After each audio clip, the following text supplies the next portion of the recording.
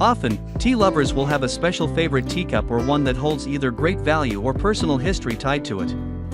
Learning how to draw a teacup can be a great way to create your ideal teacup or recreate your favorite real-life one. If you are a tea lover that would like to design some pretty teacups, then this guide will be ideal for you. So grab a nice cup of tea and settle down to enjoy this step-by-step guide on how to draw a teacup in just 6 easy steps. There are few things as relaxing as sitting down with friends or loved ones to enjoy a refreshing cup of tea. If you want to learn how to draw a cup of tea, then this article will help you do it easily and quickly. In one of the recent instructions, we showed how to draw a cup of coffee, and this instruction will be very similar to it. This instruction will also be divided into 10 super simple stages, each of which will be highlighted in red, to simplify the learning process.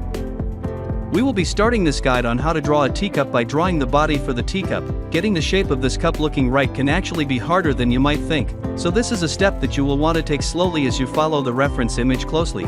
The sides and top of the cup will be drawn with a single curved line.